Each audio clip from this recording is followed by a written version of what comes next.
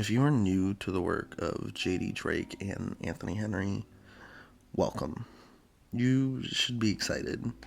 Anthony Henry, who was also known as Asher Hale in that weird era of NXT, is an amazing technical wrestler who's been tearing up the indies for a while now, probably most notably as a singles competitor against Adam Priest. You may also know him of AEW Dark and ROH Honor Club fame. JD Drake, also known as the Blue Collar Badass, who some of you might know as the guy from the Wingmen who can do a moonsault, is pretty much a rough and tumble classic big guy who will chop your tits off and go to the top rope when he needs to. He's been tearing it up for a while now. Probably his most known work outside of AEW are his matches with Daniel Garcia, which are available for free on YouTube and definitely worth a watch. Full transparency here, I'm not exactly a long-time viewer of their work before 2022. The first time I saw JD Drake wrestle was a match against Alex Coughlin last year, and the first time I saw Anthony Henry was teaming with JD Drake in DPW. But seeing these guys wrestle, I was immediately hooked. As a tag team, they have such fluid and easy chemistry that a lot of other teams fail to naturally replicate. Oftentimes, they're the best wrestler on any given card, and probably my favorite dance partners of theirs in terms of tag team action is the team of Kevin Koo and Dominic Garrini, collectively known as Violence is Forever. Another DPW find for me, the work that both Koo and Garrini have been doing for years now is great, with Koo having his own great matches against Adam Priest, and Garini's most notable match probably being against Minoru Suzuki, but also having a fantastic match against Mad Dog Connolly. In the universe of DPW, these two teams have such a main event aura about them, climaxing in one of the best cage matches, or one of the best tag team matches in general. A brutal and bloody clash at DPW Forever, which is probably the work that either team is most known for right now. But it does no good starting at the climax. I'd like to start at the beginning. The first ever clash that these two teams had inside of a DPW ring. Anthony Henry and JD Drake versus Kevin Koo and Dominic Garrini. The Violent and the Horsemen.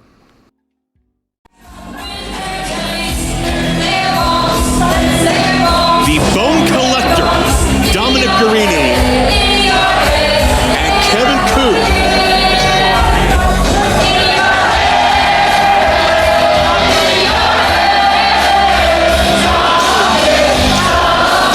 It's a different vibe, a different atmosphere here than when the bell rings.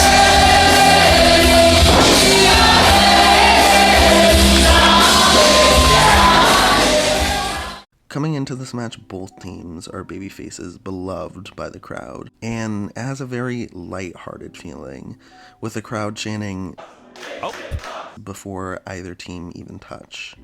And the four men have a little fun with it, taking it home early after the ovation and playing along with the vocal crowd as they run through their various chants. There is nothing. October 15th, November 12th, December.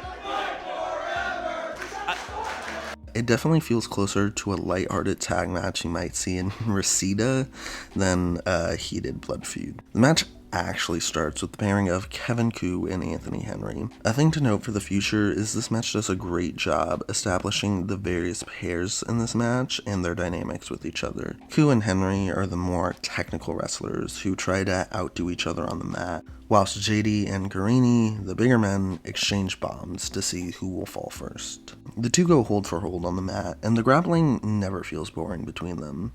They have a classic indie-style exchange, avoiding each other's moves, only to end with Koo ducking a roundhouse kick and exchange of mutual timeout in a very Matthews-Eagles manner. And they tag in their respective big men. JD, who throughout this match has been very quippy, implores Dom to chop him, and this lighthearted invitation goes on to define these two's relationship in their next meetings. But as it is here, everyone is just having a good time, exchanging brutal chops to the light of the crowd, with the veteran JD Drake coming out on top, hitting a little harder than the younger Garrini, as Dom has to resort to lariating him and taking the first cheap shot.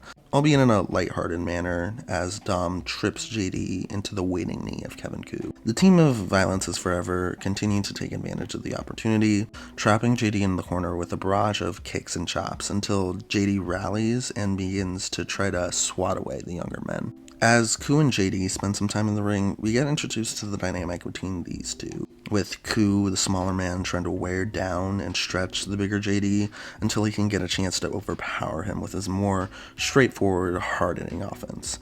At which point, Koo often tags out to his harder-hitting partner, who's more equipped to deal with this kind of offense. Kind of surprisingly, JD in the beginning plays the Ricky Morton of this match, getting double-teamed and worked over by the more heelish Koo and Guarini, albeit with a more, we're just having some fun attitude, until Henry can get the blind tag on JD. And they are able to unleash some double team offense of their own, ending in Henry locking in a crossface on Dom until he can get to the ropes. And as Anthony Henry gets in this match, we finally get to see the Horsemen on top, with Henry brutalizing Guarini with kicks and paying Koo back with the same middle finger he gave him through JD with Guarini. And now the roles change, and Guarini serves a brief time as the babyface in peril, being picked apart by the more experienced veterans until he can get the hot tag to Koo for the save. Koo gets in his signature lariat train before pairing back off with Henry. They exchange big moves until Henry stuffs Koo with a pile driver, leading to JD tagging in and getting a measure of revenge on Violence, going to town on both the younger men with a string of offense, eventually leading to a double team Enziguri senton combo for a 2 count. Then we see the inverse of JD's House of Fire moment as Dom gets in his shine on both opponents. He gets a hot tag, ending in a powerbomb crab combo, and as he has the crab in on Henry, JD enters the ring.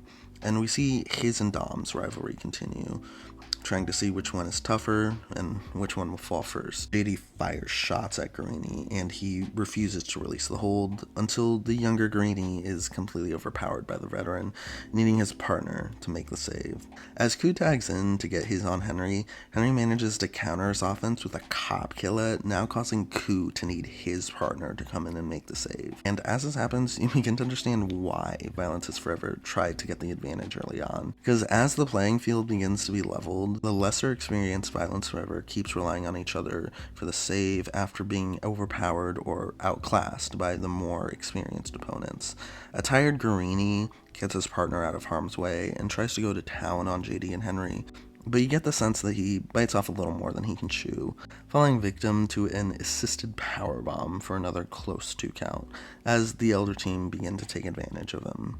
And once again, Guarini is bailed out of another tag team maneuver by his partner, it taking a rare miscommunication for the Horsemen for Violence to finally get the advantage with a high-low on JD and a chasing a dragon on Henry. Ready for the kick out by his more experienced rival, Koo immediately locks in an ankle lock out of the kick out, but the veteran savvy Henry is able to reverse it as JD gets a cloverleaf in on Dom, with the Horsemen once again ending up on top of the 2 younger men, having to each resort to a rope break to escape.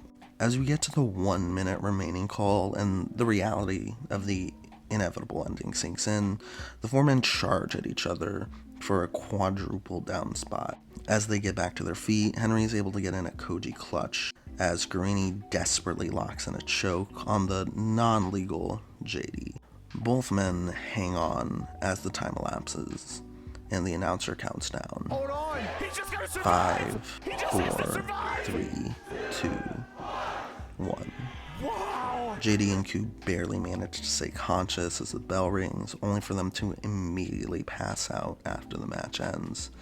The double submission really gives this match a sense of equality, as the crowd gives a standing ovation to all of the men, but it's important to note that before the champion heel acts intervenes, it is the more experienced workhorsemen who rise to their feet first.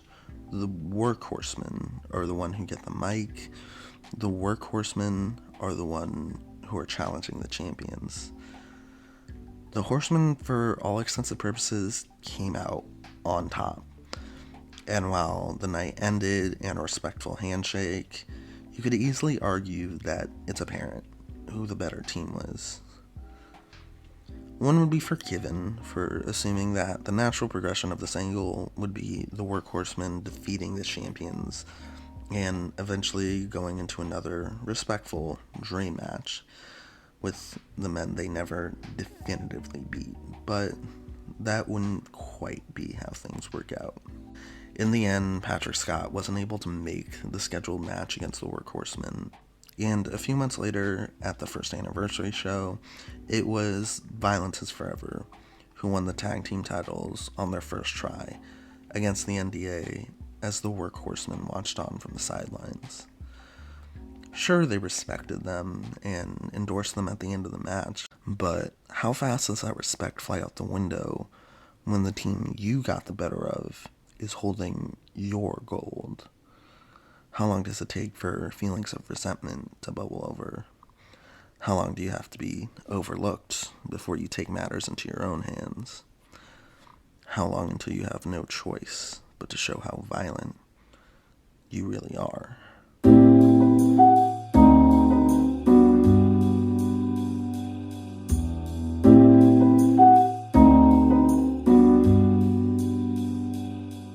Thank you so much for watching this video.